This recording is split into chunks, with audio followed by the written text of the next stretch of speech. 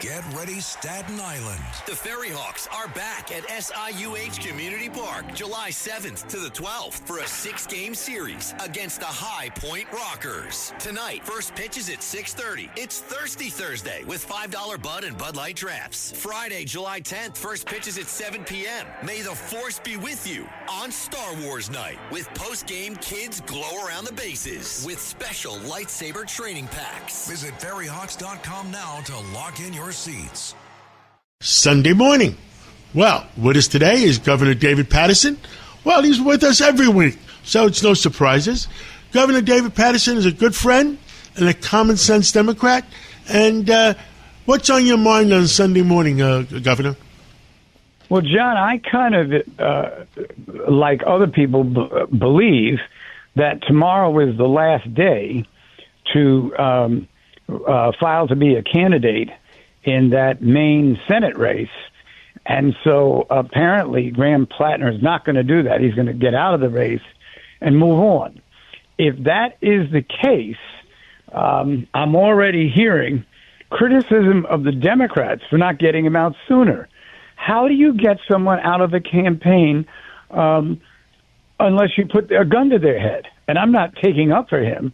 I'm just saying the things he's been accused of are well reported. The things he's said are absolutely unbearable. But this idea that you have to be your brother's keeper, it could work both ways. And it has worked both ways when Democrats have challenged Republicans over Republicans who were in office that needed to leave. What I think we've got to do is to recognize that this is not an issue between Democrat and Republicans. It's an issue of good and bad. And Platner was bad. He had to go. A lot of Democrats up there were pushing him. He finally apparently is getting out because you never know what's going to happen in 24 hours. But I just think we can all take a lesson from this and not just every time the other party has a problem, relish the opportunity to fry the leaders of the party. I don't think it's right. Well, I mean, it's really strange. How did so many Democrats vote for this guy in Maine? Can you imagine? You know, a guy that respects Adolf Hitler, a guy that respects Nazis, a guy that is full of hate. I mean, he hates Jews, but he probably hates a lot of other people too. I don't know how he was able to win the nomination of the party, and everything you said about him is absolutely true. He is an unbearable human being. I wish I had connections to the spiritual world, because if they took him out, it would not bother me at all. But there are people, it's amazing who they are, John, who will listen to the loudest voice.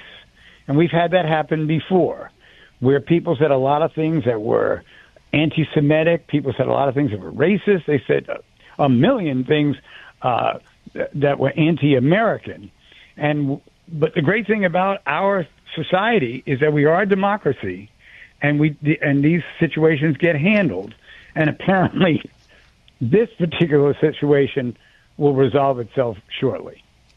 Understood. And is there anybody in the Democratic Party, the common sense portion of the Democratic Party, that's leading the wave of having a civil war to take out the socialists? I'm concerned that the names I'm hearing and the backgrounds of those particular individuals, in my opinion, would not be able to beat the Republican, because what they would have to do to beat the Republican is start talking about the issues that Democrats have always stood for.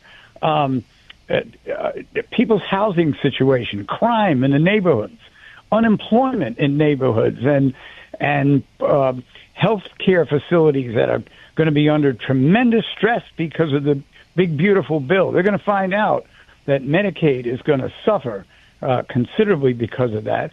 Those are the points that the candidate should be making, and not turning this into, an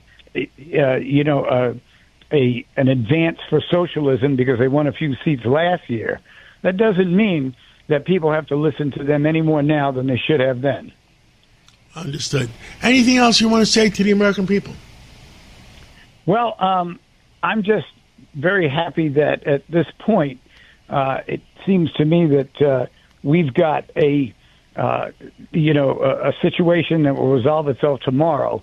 So we can start focusing on the other states, the candidates, who's the better one for America, and that the parties take responsibility and do everything they can to stop extremists from heading the ticket, which is what happened in this case.